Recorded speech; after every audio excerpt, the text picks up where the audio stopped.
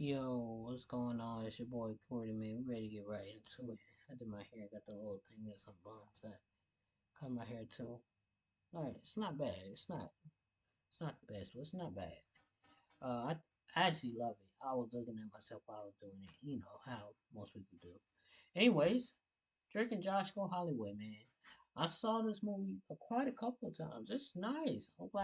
I'm glad it was put out. I feel like most people don't talk about it. I wonder why. I don't know if it's better than Drake and Josh. Merry Christmas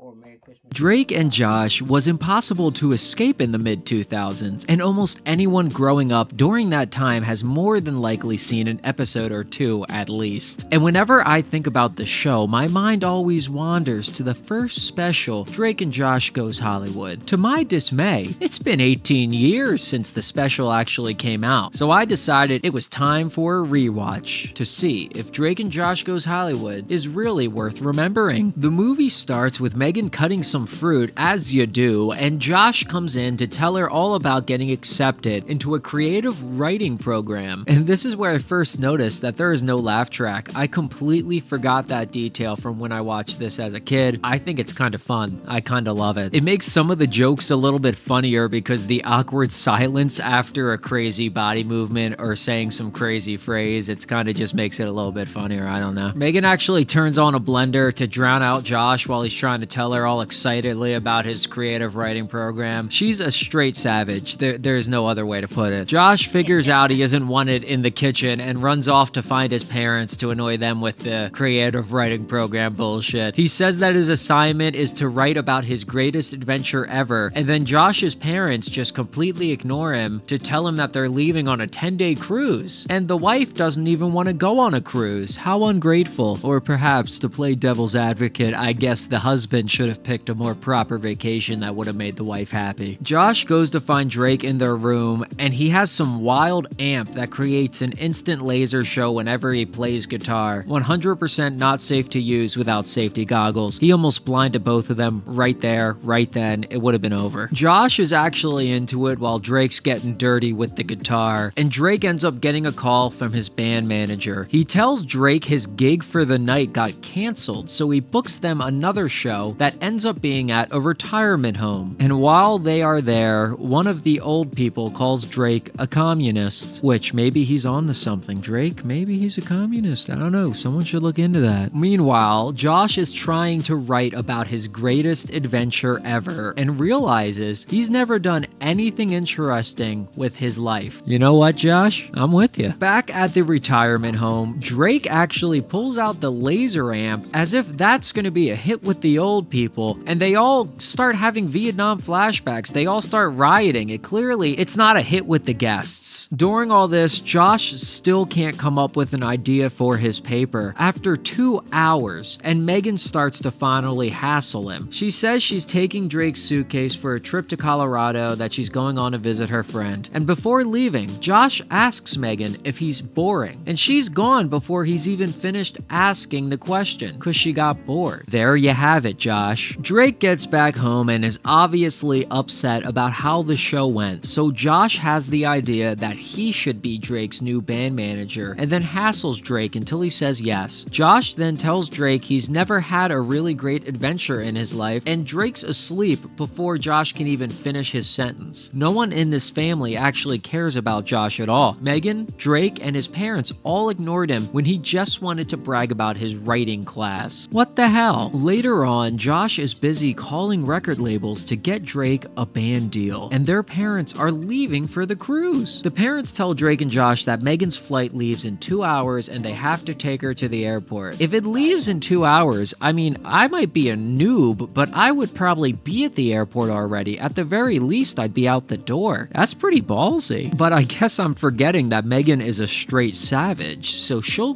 get to the airport whenever she fucking likes. Drake then leaves to get a corn dog, and it takes him over an hour to get back somehow. Megan's plane leaves in 45 minutes, and Josh didn't have a car to take her himself, so they rush to the airport, and Drake almost kills them on the way there looking at a video of himself performing. That's ridiculous. Megan also finds a dead bird in the back of his car, and Drake casually brushes it off as his pet bird. Wouldn't he be more upset about his pet bird being dead? What the hell? And then Josh finds his old Geo under all of Drake's trash, which a Geo seems to be an iPod in this world. And Drake's car is just a treasure trove of shit. I can't believe how much stuff he has in there. Now that I'm thinking about it, that bird should have been smelling. I mean, what the hell? They end up making it to the airport, and Megan asks Josh to hold her phone, which he puts it in his pocket instantly and never gives it back. He doesn't even pretend to just hold it for a second. He instantly puts it into his pocket. She gets on the plane, and they wait for her flight to take off. Josh then sees a news report that a money printing machine was stolen from Washington, D.C. An airport patron overhears the boys talking and tells them that the flight Megan just got on is going to LA, not Colorado. How would they let her on the flight with the wrong ticket? This is after 9/11. The airport staff should have scanned the ticket, read the ticket, looked at the ticket, and saw that it was for a Colorado flight and not let her get on the LA flight. She shouldn't even have a seat on that flight. How did they let her go on? The boys start freaking out and beg them to stop the plane, and of course they say no. So the boys try being terrorists for a little bit, and they try rushing the airport doors and running onto the plane while it's pulling away from the hallway. That would instantly get you on the no-fly list. Guaranteed. Security shows up and puts Drake and Josh in their place by giving them a thorough strip search, but they're not kicked out of the actual airport at all. They're allowed to turn around and just book another flight. Why wouldn't security escort them off the premises? They tried to rush a moving plane. Meanwhile, Megan realizes she's going to LA and is instantly annoyed with her brothers, which I would be too. The boys decide to try calling Megan and realize Josh still has her phone in his pocket, and they bicker back and forth for a while about who's the stupidest brother. They end up booking a flight to LA to get Megan. 1. They shouldn't be able to book a flight. 2. Drake has a car. It's a 2-hour, 20-minute drive from San Diego to LA. They could have met Megan at the airport before she even landed and deboarded and got her bags. Megan lands and asks an airport worker to get put on a flight to Denver and is told there's storms, so all flights to Denver are canceled. The worker helps Megan order a limousine and find a hotel room for the night. Meanwhile, Drake, oh my god. Drake and Josh are flying to LA to get Megan, and Josh is sick and tired of his terrible row neighbors who are kind of overweight, messy Americans. He switches seats next to an inconspicuous man using a Geo that looks like his. But when he's looking at the Geo, all you see is weird imagery of money. Pretty sus. Josh tries to make small talk with the guy, and he's obviously not having it. Josh tries showing the guy his Geo, and the guy basically tells him to shut the fuck up with his body language. And then they rest their identical Geos next to each other on the armrest. What do you think will happen next? I want you to take a wild guess. A. Josh will get off the plane holding his own Geo. B. Josh will be... just forget it. You know what's gonna happen. The fat lady from before falls on top of Josh and the inconspicuous man, and they swap Geos in the mess. Of course they do. That was gonna be option B. Megan meets up with her limo driver and asks him to take her to the best hotel in LA, and she leaves literally just as the boys deboard the plane. They can't call Megan. I wonder whose fault that is, so they decide to wait at the airport for her to call them. They're worried sick about her as she's touring LA, living her best life. As she should be. Megan ends up renting out the penthouse with no grown-up's signature or anything at all. I still get carded. You have to be 26 around here to rent a hotel room. I don't know how she got that room. Drake and Josh are still waiting around the airport like a couple of suckers, and she finally calls them. They find out where she's staying and tell her to stay there, and they're on the way to get her. Josh then asks the inconspicuous guy from the airplane for directions to the hotel, and they run off. Meanwhile, the man meets another inconspicuous man in a weird hat this time, and he asks for the Geo. The new guy is looking at it and asks, "Who the hell is Josh Nichols?" As you can guess, the initial inconspicuous man is not impressed. lost. But lucky for them, Josh just told them exactly where they're going, and now they have his full name as well. So of course, the criminals head out after Drake and Josh to get their Geo back. The boys make it to the hotel, and Josh runs off to pee, and Drake goes to the room to find Megan. And Tony Hawk pulls up to check into the hotel as well. What a random cameo, but I can't say I hate it. While Josh is peeing in the public bathroom because he couldn't wait 5 seconds to go pee in the hotel room, he hears a guy complaining that his music act just failed at the last minute for a massive show. He pulls out his laptop and hassles the man in the bathroom with a video of Drake performing. Josh slides it under the stall while the man is going to the bathroom. This has to be some form of assault. This is unacceptable behavior. But apparently the producer doesn't find it unacceptable at all because he is impressed, but he was supposed to have an A-lister act and Drake is unknown. Josh somehow talks him into giving Drake a chance, and the show goes live at 5:30 p.m. tomorrow. Cut to Josh telling Drake the news in the hotel room, and Megan leaves to go to the pool, and the boys decide to listen to Drake's songs one by one on Josh's Geo to see which song is the best, so they can choose it for the performance tomorrow. When Josh goes to plug his Geo into the computer, he realizes his Clay Aiken playlist is gone. His computer instantly gets a program from the United States Treasury Department, and high-res graphics of $100 bills start displaying on his laptop. That's not good, Josh. You gotta ditch that thing. Before Drake and Josh can even really comprehend what's going on, the criminals break into their hotel room and catch them in the act. They demand them to give over the Geo, but Josh refuses because he knows they're up to no good. Josh, what are you doing? Do you want a bullet in the head? What are you doing? The criminals eventually get the Geo somehow, but Drake and Josh start fighting with them and steal the Geo back and run away. They end up stealing Tony Hawk's car and get into a high-speed chase, which Drake is driving stick shift perfectly. He's handling this really powerful car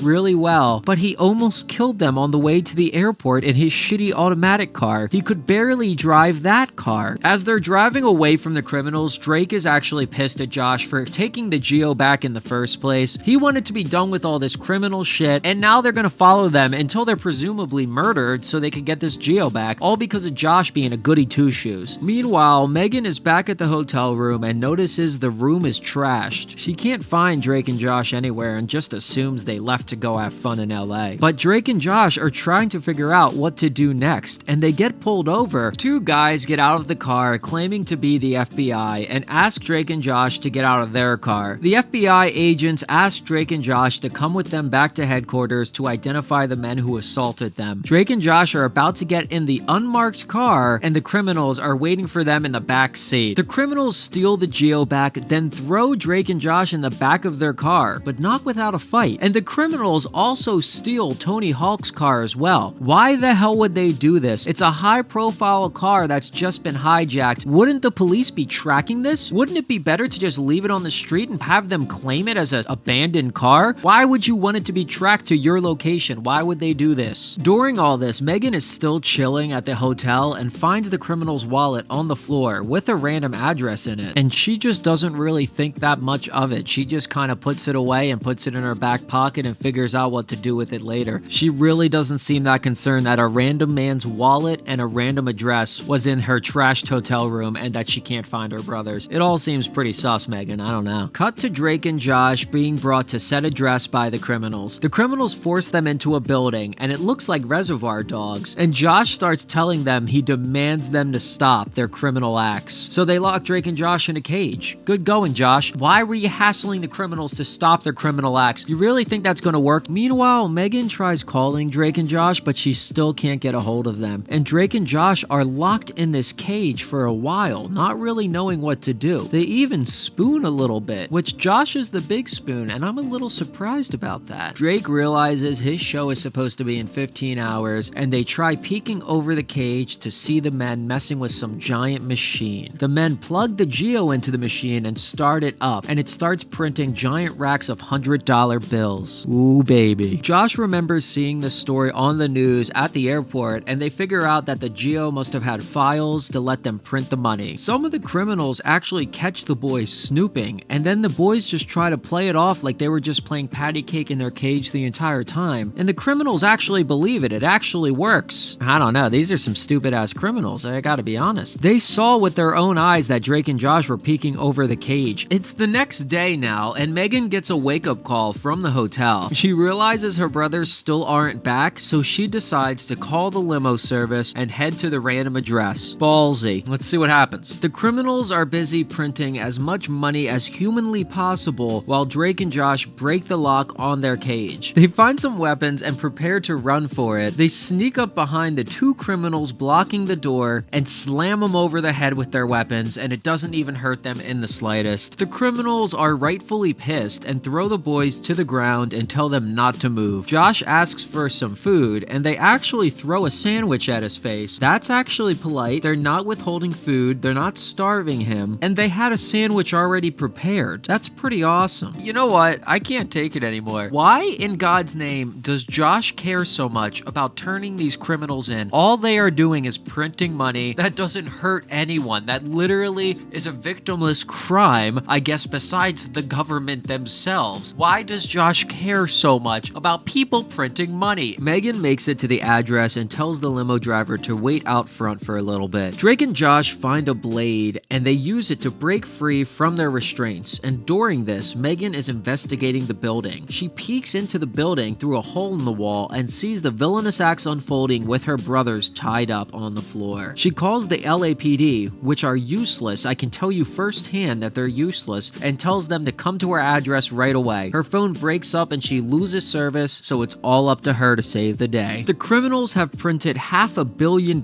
at this point and discuss what to do with Drake and Josh, and they decide to throw them deep in the ocean, I believe. Why not just print $1 billion at this point? You've already gone this far. You've already committed the crime. Why stop at $500 million? Megan finally sneaks into the building and Drake and Josh notice her just as they free themselves from their restraints. Megan's maneuvering around the building without being seen like a super spy, and she finds some electrical circuits. She turns on this industrial fan and causes a giant cash shower. The money is blowing absolutely everywhere, and as a kid, this was my favorite part. Let's get it. Let's go. Megan busts the switch so no one can turn it off, and the criminals are scrambling now. Drake and Josh try to run for it, but are forced to fight while Megan is grabbing as much cash as she can. The cops are rushing to them at this point, and Drake Tarzan swings into someone's face, and Josh uses a metal pipe to presumably kill someone. Megan's still just grabbing money as Drake and Josh fight for their lives. They keep messing around for a bit until they finally get the fan turned off, and things turn a little bit sour. At this point, the cops rush in and cuff everyone except Drake and Josh. How in God's name would they know Drake and Josh were not involved in this crime? Megan didn't give any information on the 911 call. She didn't even give a name or an address. How would they know not to cuff Drake and Josh and ask questions? How would they know that they weren't part of the criminal investigation? It makes no sense. The cops end up telling Drake and Josh that the man they met on the plane was an FBI top 10 most wanted, and Tony Hawk's manager shows up to the crime scene to get his car back. The cops literally showed up no less than 5 minutes ago. How in God's name did Tony Hawk's manager get an address and know to come here? And then how'd he drive here so fast? They live in LA. There's so much traffic. Tony Hawk's manager goes on to explain that Tony Hawk is actually chill with them stealing his car, and once he heard the explanation from the detective, he would have done the same thing. The cops literally just got there and are investigating for themselves for the very first time. Who explained to Tony Hawk's manager what happened, and how did he know? Megan said she's leaving to go to Denver and leaves the boys behind and hops in her limo. She actually pays the limo driver with dirty, fraudulent money, which is probably going to get him into deep water later on. That's a shame. Drake and Josh realize that Drake's performance is in 25 minutes and Sunset Studio is 45 minutes away. They end up getting to use Tony Hawk's car to drive there, and they give them a police escort as well. At that point, couldn't we have just let Tony Hawk take his car back and the police just take them to the studio? Instead of escorting them, why didn't the police just take them there? Meanwhile, at the studio, Drake's band is warming up while Drake races through the streets to get there in time. They're cutting it close and make it to the studio 1 minute before they go live. They're about to cancel the show, but Drake gets there literally seconds before it was canceled. They rush into the studio and Drake's thrusted onto the stage without any prep time at all. How'd he coordinate with his band which song to play? It was a major plot point that they needed to listen to the Geo to pick which song they would play. Drake never communicated with his band about this matter. In fact, how they even know to show up? They don't show him calling the band to tell them to show up. Drake ends up playing his heart out during this performance, and I'm here for it, but it low-key feels like it's a never-ending performance. It is a long, full-length song, and it kind of feels like it goes on forever. If you want to hear a banger song by Drake Bell, look up By the Ocean. Thank me later. During the performance, Josh actually ends up committing sexual assault against another man. And while you think this is a joke, look at what Josh did to that man and picture it happening to you, and decide if you would consider it assault or not, because I think I would.